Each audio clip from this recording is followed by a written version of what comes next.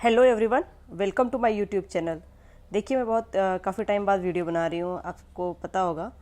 तो अब देखिए यूपीपीएससी 2023 का तो प्रीलिम्स हो गया है। अब सब लोग मार्क्स काउंट कर रहे होंगे कि मार्क्स कितने आ रहे हैं। तो देखिए मार्क्स, देखिए ऑप्शनल आंसर की भी आ गई है। अब सारे लोग क्या करिए कि अपने मार्क्स मिला लीजिए। जिसके भी 80 से 80 तो नहीं कह सकते हैं, ठीक है, 82 टू अगर 90 भी सही हो रहा है, अगर लोगों को लग रहा है कि निगेटिव हटा के अगर सही हो रहा है तो वो डाउट ना करें और अपने मेंस की तैयारी स्टार्ट कर दें। ऐसा नहीं होता है कि आप जो है कि रिज़ल्ट का वेट करते रह गए। रिज़ल्ट का वेट कीजिए, रिज़ल्ट का वेट करते करते फिर आपके पास 40 टू 50 डेज़ ही बच जाएगा। ज़्यादा 50 टू 60 डेज़ बच जाएंगे, इससे ज़्यादा डेज़ नहीं बचेंगे। और आपको कवर करना है। आपको पता भी होगा कि इस बार मेंस में जो है नया सिलेबस भी ऐड हुआ है, पेपर 5 एंड पेपर 6। अब ये दोनों भी तो ऐड हुए हैं, तो अभी इन सबको भी तो प्रिपेयर करना पड़ेगा। तो इसका प्रिपरेशन आप स्टार्ट कर दीजिए। देखिए आप अगर एग्ज़ाम देने आए हैं, अगर आप कॉम्पिटिटिव एग्ज़ाम की तैयारी कर रहे हैं, तो इसका ये मतलब है कि आपको तो एग्ज़ाम क्लियर करना है, आपको सिर्फ प्रीलिम्स तो क्लियर करना नहीं है। तो इस वजह से आप प्रिपरेशन स्टार्ट कर दीजिए। आप ऐसा नहीं है कि वेट करिए कि रिज़ल्ट आएगा तो हम करेंगे, देखेंगे होता है कि नहीं होता। मुझे पता है एंजाइटी होती है, बट एंजाइटी को साइड में रख करके तैयारी स्टार्ट कर दीजिए। क्योंकि जो आज आप नहीं करेंगे तो बाकी सब लोग कर रहे होंगे। बहुत सारे लोग हैं, मैं खुद जानती हूँ बहुत सारे लोगों को पर्सनली, जो मैं प्रीलिम्स दे के आने के 2 दिन में ही 2 दिन रेस्ट किया, उसके बाद से वो अपना मेंस की तैयारी में लग गए हैं। तो आप लोग भी मेंस की तैयारी में लगिए। तो मैं सोच रही थी, मैं तो ये सोच रही थी कि हम लोग मेंस की डेली आंसर राइटिंग अगर करते हैं, मेंस की डेली आंसर राइटिंग करते हैं तो बहुत अच्छा रहेगा।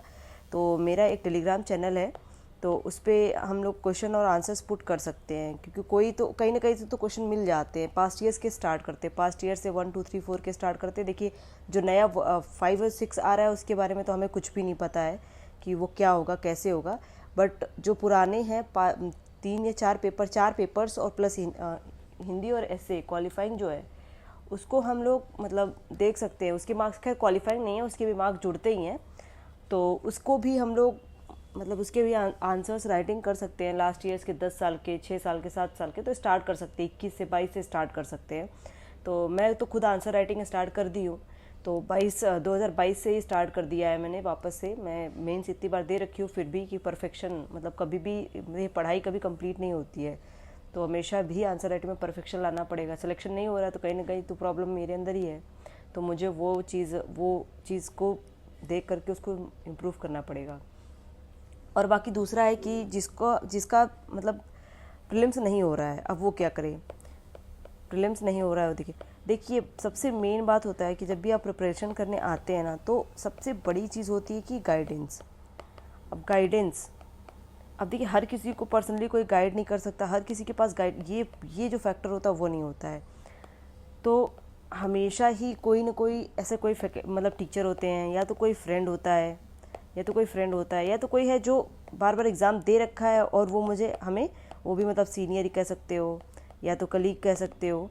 तो वो जो होते हैं ना, तो ये लोग क्या होते हैं, ये लोग दे रखे रहते हैं एग्ज़ाम्स, तो इनके पास एक्सपीरियंस होता है कि हाँ हमें गलतियाँ कहाँ नहीं करनी है। क्योंकि मैं भी जब प्रिपरेशन करने आई थी तो मुझे नहीं पता था कि मैं गलती कहाँ कर रही हूँ या फिर मुझे इतना समय क्यों लग गया। तो देखिए समय नहीं लगाना है, जितना जल्दी हो सकता है उतने जल्दी इस लूप से निकल जाएंगे तो अच्छी चीज़ है। और कब मतलब बहुत सारी ये भी चीज़ें होती हैं कि हम इस लूप में फंसे ही रह जाते हैं। तो इसका ये भी एक कारण है। तो आप कोई ना कोई एक मेंटरशिप या कोई गाइडेंस, या तो खुद भी आप अपने खुद के गाइडेंस बन सकते हैं।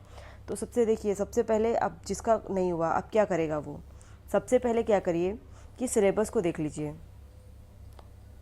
ठीक है, सिलेबस आप एकदम याद करिए। देखिए अभी तक तो मुझे भी पूरा सिलेबस बहुत अच्छे से याद नहीं है, बट हाँ सिलेबस का मतलब मुझे ओवरऑल है कि ये मुझे इतना चीज़ें पता है कि ये टॉपिक है तो ये टॉपिक किस पेपर में रहेगा या फिर क्या है, सिलेबस में ये मेंशन्ड है कि नहीं है, ये सब चीज़ें हैं। हाँ मुझे कोई कहे कि हाँ लिख के बता दो पूरा सिलेबस याद कर, तो टू द वर्ड तो नहीं, हाँ मुझे अपने वर्ड्स में याद है।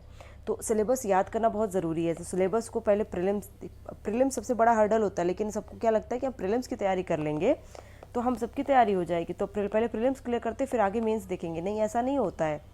आपको प्रीलिम्स और मेंस की दोनों साथ में करनी पड़ेगी। इनफैक्ट आप मेंस की तैयारी करेंगे तो आपकी प्रीलिम्स की तैयारी ऑटोमेटिक हो जाएगी। तो आपको प्रीलिम्स पे फोकस नहीं करना है, आपको मेंस पे फोकस करना है। तो सबसे पहले सिलेबस देखिए, प्रीलिम्स का भी देखिए और मेंस का भी देखिए।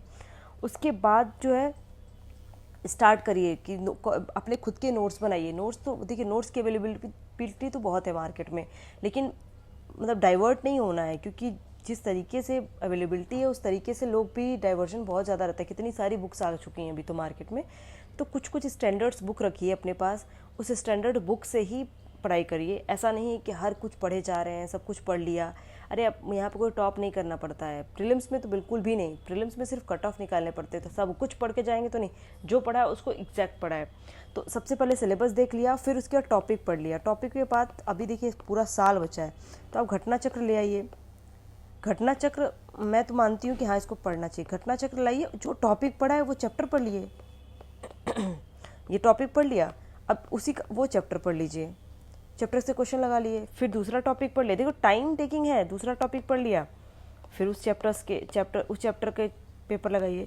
तो टाइम टेकिंग है, ये मैं मानती हूँ, लेकिन जैसे ही आप कंप्लीट करेंगे ना, वो 1 महीने बाद आपको अच्छा फील होगा कि हाँ, मैंने ये टॉपिक कंप्लीट किया और मुझे ये आ रहा है। तो ये नहीं करना हमेशा कि मतलब अरे बहुत टाइम लग रहा है, हिस्ट्री में ही फंसे हुए हैं, ज्योग्राफी में ही फंसे हुए हैं। नहीं, अब ये तो प्रीलिम्स हो गया, फिर उसी के साथ साथ आप मेंस का भी करिए। मेंस के जो लास्ट ईयर के पेपर है टॉपिक वाइज ले आइए। टॉपिक वाइज पेपर्स मिल जाते हैं, या तो फिर पेपर वाइज ही ले आइए। आप उसमें डिफाइन कर लेंगे कौन सा पेपर लिखा हुआ है, सब कुछ लिखा हुआ है, तो समझ में आ जाएगा कि इस टॉपिक से चाहिए कौन क्वेश्चन है। अब ये क्वेश्चन के फ्रेम्स, मतलब कोई भी क्वेश्चन है अब उसका फ्रेमिंग करिए कि हाँ, मुझे ये पेपर मतलब ये क्वेश्चन में क्या क्या मैं लिख सकता हूँ, या फिर मैं क्या क्या लिख सकती हूँ। तो अगर आप लिख पा रहे हैं तो ये अच्छा है। अगर नहीं लिख पा रहे हैं तो उस पर रिसर्च कर करके लिख लीजिए, आंसर लिख करके तैयार कर लीजिए। आपके नोट्स भी तैयार हो जाएंगे, आपके आंसर्स भी तैयार हो जाएंगे। ठीक है, तो इसी ये एक स्ट्रेटजीज़ होती हैं जो कि बहुत ज़रूरी होती हैं। और किसी को आप अकाउंटेबल बना लीजिए, चाहे आपका कोई दोस्त हो, चाहे घर में कोई हो, कि हाँ मैंने ये चीज़ पढ़ी है, और डिस्कशन भी अगर हो पाए तो वो भी करिए। तो अगर घर में किसी को अकाउंटेबल बनाएंगे, किसी दोस्त को अकाउंटेबल बनाएंगे, तो ये रहेगा कि हाँ, आपने पढ़ा और वो टॉपिक आपको प्रिपेयर है कि नहीं है, वो आपको अकाउंटेबिलिटी। देखिए बहुत सारी चीज़ें होती हैं, अकाउंटेबिलिटी कैसे होगी।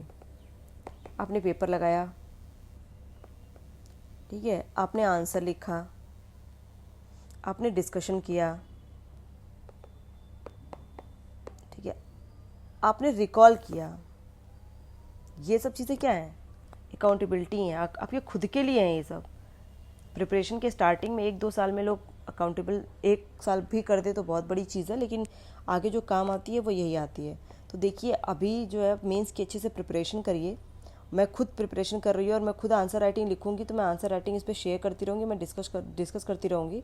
और मैं अपने जो भी द हिंदू पढ़ती हूँ तो उसके नोट्स बनाती हूँ, तो वो चीज़ें भी डिस्कस करूँगी, क्योंकि वो पॉइंट्स मतलब एग्ज़ाम में काम ही आ जाते हैं। कहीं ना कहीं कोट करने के लिए कुछ तो कोटेशन हो जाती है, वो सब चीज़ें काम आ जाती हैं। तो मैं तो यही कहूँगी कि आप लोग भी जिसको भी है कि थोड़ा हेल्प करे, तो वो आगे आ सकता है, हेल्प कर सकता है। मुझे कोई प्रॉब्लम नहीं है। अगर किसी को यूट्यूब पे मेरे साथ वीडियोस बनानी है तो वो बना सकता है। इनफैक्ट मैं अकेले हूँ, तो बाकी कोई और भी सपोर्ट करेगा तो मुझे बहुत अच्छा रहेगा। तो please like, share and subscribe my channel and keep studying hard. Thank you so much.